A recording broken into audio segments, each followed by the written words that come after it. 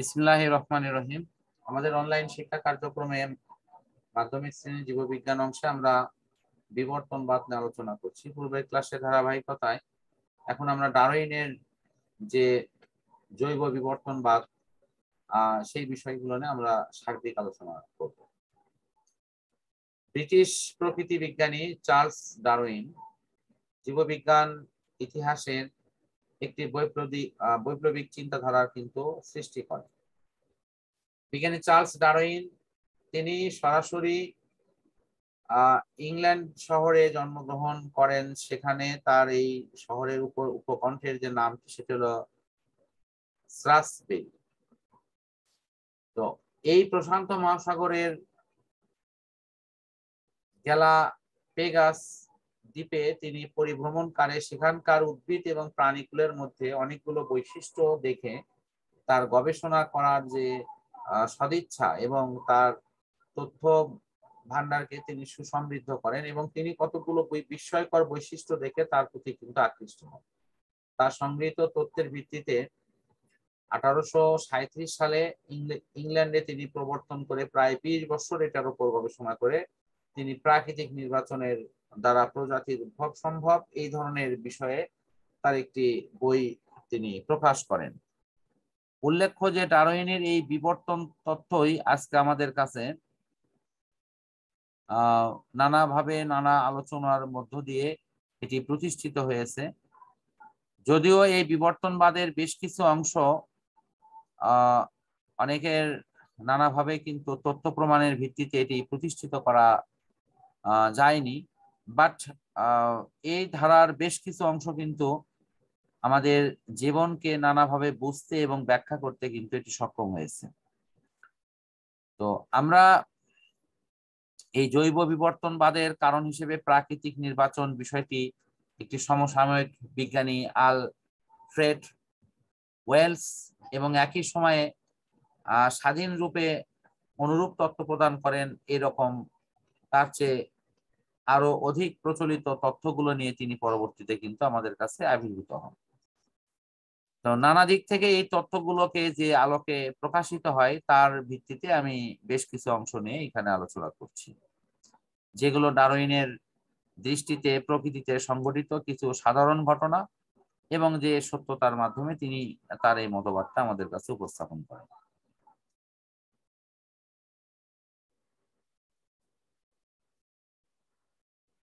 অত্যধিক হারে বংশবৃদ্ধি এই বিষয়টি আসলে কি? প্রত্যেকটা জীব তারা যতগুলো তার বংশধরকে পৃথিবীতে নিয়ে আসে তাদের কিন্তু একটি অংশই পৃথিবীতে শেষ পর্যন্ত টিকে থাকে, বাকি অংশগুলো কিন্তু নষ্ট হয়ে যায়। যেমন এখানে বেশ কিছু উদাহরণ দেওয়া আছে। যেমন একটি সরিষা গাছ থেকে বছরে প্রায় এখানে কত ডিজিটটা কত হবে 7,30,000টি বীজ জন্মায়। এই 7,30,000 বীজ থেকে 7,30,000 সরিষা গাছের জন্ম হওয়া সম্ভব, কিন্তু বাস্তবে কি এতগুলো সরিষা হয়?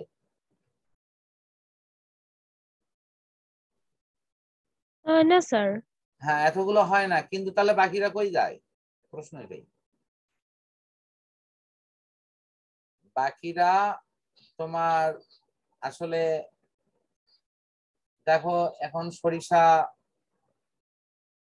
তেল থেকে তেল মাড়াই করে খাওয়ার ব্যবস্থা করা হয়, সামান্য একটি অংশই কিন্তু পরবর্তী বছরে সরিষার আবাদ করার জন্য বীজ হিসেবে রাখা হয়। এখানে একটা মাছের কথা বলা হয়েছে, একটা স্ত্রী সেমন মাছ, সেটি প্রজনন ঋতুতে প্রায় 3 কোটি ডিম পারে। ডারউইনের কথা হচ্ছে যে এইরকম 3 কোটি ডিম যদি একটা মাছ পারে আর 3 কোটি যদি এই মাছের সৃষ্টি হয়, এইভাবে অন্য অন্য প্রজাতিগুলোরও যদি তারা যদি বংশ বিস্তার করতো তাহলে তো পুরো সাগরটা তোমার মাছ দিয়ে ভরে যেত, নদী নালা খাল বিলে মাছ ছাড়া আর কিছুই থাকতো না। কিন্তু বিষয়টা হলো এটাই যে প্রকৃতিতে কিন্তু এমন একটা সিস্টেম তৈরি আছে যে এদের এটা করার সক্ষমতা থাকা সত্ত্বেও প্রকৃতি যে পরিমাণ ভার বহন করবে ঠিক সেই পরিমাণই কিন্তু ওই সিমন মাছ কিন্তু বেঁচে থাকে অথবা তাদের বংশ বিস্তারটা হয়। বাকিগুলো তারা খাদ্য হিসেবে অথবা অন্য কোনো প্রক্রিয়া তারা নষ্ট হয়ে যায়। এটা হাতির কথা বলা হয়েছে। একটা হাতি বাঁচে প্রায় 750 বছর ধরে। তাহলে সেই হাতি যদি প্রতি বছর যথারীতি ভাবে তাদের মানে বাচ্চা দেওয়ার কার্যক্রমটা চালায় যায়, তাহলে সেখানে বছরে হাতির সংখ্যা হবে 1,90,00,000। তাহলে এক জোড়া হাতি থেকে যদি এভাবে সবগুলো হাতি যদি বাঁচে থাকে, তাহলে এত হাতি তোমার কোথায় আশ্রয় দেওয়া হবে? যাবে কি? দেখা যাবে না স্যার। হাতির অত্যাচারে আর অন্য কোনো প্রাণী বাঁচতেই পারবে না। এখানে বিষয়টি এটাই যে জন্মহার মানে মহান সৃষ্টিকর্তা আমাদের মহান প্রভু এটি অনেক দিয়েছে, বাট এটি পৃথিবীতে ওই পরিমাণ জীবকেই পৃথিবীতে আল্লাহ তাআলা নিয়ে আসেন বা নিয়ে আসার ব্যবস্থা করেন যে পরিমাণ জীবটা এই পুরো পৃথিবীতে সবার জন্য সহনীয়। ঠিক সেটি হয়, এবং এটা হয় ন্যাচারাল প্রক্রিয়া। বাট কৃত্রিম প্রক্রিয়ায় এটা হয়তো মানুষ নানাভাবে এটিকে পরিবর্ধন করে তারা নিজেরাই আজকে কিন্তু নিজেদের জন্য জটিলতা তৈরি করে ফেলছে। যেমন পশ্চিমা বিশ্বে বর্তমানে তারা যে একটা ফাঁদে পড়ে গেছে, সেই ফাঁদটা কি? একে তারা তথাকথিত এই উদারতার নামে তাদের ছেলে মেয়েদেরকে উন্মুক্ত করে দিয়েছে। তারা তাদের লাইফটাকে একটা অনৈতিক জীবনযাপনের ফলে দেখা যাচ্ছে যে অকালে গর্ভ ধারণ করা, এবং এদের ম্যাক্সিমাম গর্ভগুলোই কিন্তু নষ্ট করে ফেলা হয়। কিছু অংশ শেষ পর্যন্ত থেকে যায় যেগুলো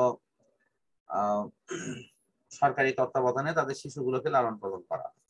কিন্তু পরবর্তীতে এদের বৈবাহিক জীবন যদি কারো শুরু হয়, যদিও ম্যাক্সিমাম ছেলে মেয়েরই বৈবাহিক জীবন বলে কিছু নেই, তো দেখা যায় তাদের আর পরবর্তী লাইফে গিয়ে সন্তানের মুখ তারা দেখে না। তো এর ফলে কি হচ্ছে, তাদের প্রজন্ম কিন্তু দিন দিন কিন্তু তাদের যে প্রবৃদ্ধি এটা কিন্তু কমে গেছে। তুমি জাপানের দিকে যদি খেয়াল করো, আমি জাপানের 1 বছর আগে পরিসংখ্যান জানি, সেখানে 5 লক্ষ লোক বছরে মারা গেছে, কিন্তু নতুন প্রজন্ম আসছে মাত্র 3 লক্ষ। তার মানে ওই বছরই তার লোকের ঘাটতি 2 লক্ষ। ঠিক একই দৃষ্টিভঙ্গি কিন্তু অলরেডি চীনেও ঘটে গেছে। চীনে কিন্তু আগে ছিল 1 সন্তানের নীতি, অর্থাৎ 1 সন্তান গ্রহণ করা হলে তাদেরকে পুরস্কৃত করতো। এখন কিন্তু সেই নীতি চেঞ্জ আসছে। তারা এটি বুঝতে পেরেছে যে তাদের সামনে যে পরিমাণ কাজের জন্য লোক দরকার, সেই পরিমাণ কিন্তু যুবশক্তি নেই, এবং তাদেরকে বাহির থেকে লোক নিয়ে এসে কিন্তু এই কার্যক্রমগুলো চালাতে হবে। সুতরাং এই যে অতিরিক্ত জনগণ তখনই মানে সমস্যার কারণ হয়ে দাঁড়ায় যদি তাদেরকে জনসম্পদে পরিণত করা না যায়, তাদের উপযুক্ত কর্মসংস্থানের ব্যবস্থা না করা যায়। আর যাদের দেশে এই ব্যবস্থাটি আছে তারা আবার এই অনৈতিক জীবনযাপন এবং নানাবিধ পথে চলে তারা কিন্তু আজকে ধ্বংসের শেষ গোড়ায় এসে দাঁড়িয়েছে, এবং তাদের এটি মনে হচ্ছে যে এই ন্যাচারাল প্রক্রিয়ার ওপর তারা খবরদারি করতে গিয়ে তারা অলরেডি তাদের অস্তিত্বের জন্য হুমকি তৈরি করে ফেলছে।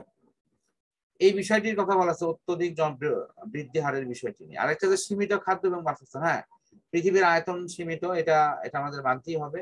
যে এই ছোট্ট একটি গ্রহে আমরা যে বসবাস করি, সেখানে যদি সবগুলো জীব তাদের মধ্যে বংশ বিস্তার এবং তাদের সংখ্যা বৃদ্ধি সহ পুরো অপশনগুলো নিয়ে তারা যদি খাদ্য এবং বাসস্থানের প্রতিযোগিতায় নামে, তাহলে কিন্তু এটা সবার জন্য একটা অসহনীয় পরিবেশ তৈরি করবে। সেক্ষেত্রে অবশ্যই আমাদের এতে মাথায় রাখতে হবে যে আমাদের এই খাদ্য এবং বাসস্থানের অবস্থানের একটা লিমিটেশন আছে। অস্তিত্বের জন্য সংগ্রাম প্রতিনিয়ত। প্রত্যেকটা জীব তারা বৃদ্ধির ক্ষেত্রে জ্যামিতিক বা গাণিতিক হারে সংখ্যা বৃদ্ধি করলেও খাদ্য বাসস্থান এগুলো কিন্তু ওই হারে বাড়ে না। বাসস্থান তো বাড়ছেই না, বাসস্থানের বিষয়টি তো একদিক থেকে কমে যাচ্ছে। কারণটা কি? আমি যদি বনভূমি ধ্বংস করে যদি চাষাবাদের জন্য জমি বের করি, তাহলে তো বনভূমিতে যারা বসবাস করছে তাদের বাসস্থান কমে যাবে।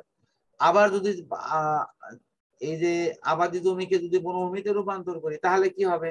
আবাদি জমি থেকে যে আবাদ তৈরি হয়ে তাদের খাদ্য চাহিদা মেটাতো, সে অংশটি তাদের জন্য কমে যাবে। কাজে একটিতে প্রভাব সৃষ্টি করলে তার প্রভাব অন্যটির জন্য নেগেটিভ হয়ে যাবে। এই কারণের জন্য প্রত্যেকটা জীব তারা তাদের অস্তিত্বের জন্য কিন্তু প্রতিনিয়ত সংগ্রাম করছে এবং করেই যেতে হবে। এই সংগ্রামটি হলো এখানে আমাদের 3 ভাবে উপস্থাপন আছে। আমরা এই 3 ভাবে উপস্থাপন গুলো ইনশাআল্লাহ একটু দেখার চেষ্টা করব পর্যায়ক্রমে। ফার্স্ট দেওয়া আছে হলো আন্তঃপ্রজাতিক সংগ্রাম। এর অর্থ হচ্ছে যে বিভিন্ন ধরনের প্রজাতির জীবগুলো যখন একটা পরিবেশে বসবাস করে তখন তাদের মধ্যে জীবন রক্ষার জন্য যে প্রতিযোগিতা, যে সংগ্রাম, সেটার নাম হলো আন্তঃপ্রজাতিক সংগ্রাম। যেমন ময়ূর, সাপ, ব্যাঙ, এই যে 3টের নাম যদি আমি বলি, তো এর মধ্যে ময়ূর এবং সাপ এরা সবাই কিন্তু ব্যাঙকে ধরে খায়। তাহলে জৈবিক কারণেই এখানে কিন্তু তাদের মধ্যে একটা আন্তঃপ্রজাতিক মানে জীবন সংগ্রাম কিন্তু সেখানে গড়ে উঠছে। আর একটা হলো অন্তঃপ্রজাতিক। অন্তঃপ্রজাতিকের অর্থ হচ্ছে নিজেদের মধ্যেই বিভিন্ন সদস্যের মধ্যে কিন্তু এক ধরনের তোমার প্রতিযোগিতা। সেই প্রতিযোগিতাগুলো কিভাবে? খাদ্য এবং বাসস্থান নিয়ে এদের দলের সংখ্যা বৃদ্ধি পেলে তখন দেখা যায় যে তারা তাদের খাদ্য সংগ্রহ করা নিয়ে এবং বেঁচে থাকার তাগিদে তারা সেখানে কিন্তু নিজেদের মধ্যে সংগ্রামে লিপ্ত হয়। যেমন একটা তৃণভূমি এলাকায় যে তৃণভোজী যে প্রাণীগুলো আছে তারা হয়তো একসঙ্গে 2000টি প্রাণী বসবাস করতে পারে। সেখানে যদি প্রাণীর সংখ্যা 4000 হয় তাহলে কি হবে? তাহলে ওই নিজেরাই কিন্তু এই খাদ্যের অভাবে একটা অংশ কিন্তু শেষ পর্যন্ত দুর্বল হয়ে মারা যাবে অথবা অন্যের আহার হয়ে যাবে। এখানে কি হচ্ছে, এই নিজেদের মধ্যেই যে এই যে প্রতিযোগিতার বিষয়টি হচ্ছে, এটার নামে হলো অন্তঃপ্রজাতিক সংগ্রাম। কি আমার কথা বুঝতে পারছো তো তুমি? জি স্যার। কোথাও প্রবলেম হচ্ছে কি বুঝতে? না স্যার। আচ্ছা, এখানকার লাস্ট অপশনটা হলো এটাই, পরিবেশের সাথে সংগ্রাম। প্রতিনিয়ত এই জীবকুলকে তারা তাদের প্রতিকূল পরিবেশের বিরুদ্ধে, সে প্রতিকূল পরিবেশ কি কি? বন্যা, খরা, ঝড় ঝঞ্ঝা, তারপরে হলো বালি ঝড়, এরপরে হলো সাইক্লোন, তারপরে হলো তোমার সুনামি, এরকম নানাবিধ প্রাকৃতিক বিপর্যয় এবং প্রাকৃতিক পরিবর্তনের মধ্য দিয়ে তারা তাদের মধ্যে সংগ্রাম করে কিন্তু এই প্রতিকূল পরিবেশের সাথে তারা টিকে থাকে। এই প্রাণীগুলো যদি সেই প্রতিকূলতাকে জয় করে টিকতে না পারে তাহলে তারা কিন্তু হারিয়ে যাবে এবং বিলুপ্ত হয়ে যাবে। এর উদাহরণ হিসেবে বলা হচ্ছে যে উত্তর এবং মধ্য আমেরিকার কয়েল পাখির কথা বলা হচ্ছে, যেটি প্রচন্ড ঠান্ডা এবং তুষারপাতে এদের অস্তিত্ব প্রায় সেখানে শেষ হয়ে গেছে। অর্থাৎ তারা সেখানে কিন্তু এই প্রতিকূল পরিবেশে নিজেদেরকে বাঁচাতে পারে। এই আমাদের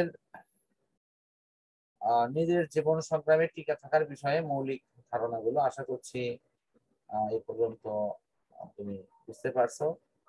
তো এই টপিকস এর পড়াটি এখানে আমি শেষ করছি, যেটা অস্তিত্বের জন্য সংগ্রাম হিসেবে আমরা জানি। আমরা পরবর্তীতে এই টপিকস এর পরবর্তীতে অন্য পড়াগুলো নিয়ে ইনশাআল্লাহ আলোচনা করব।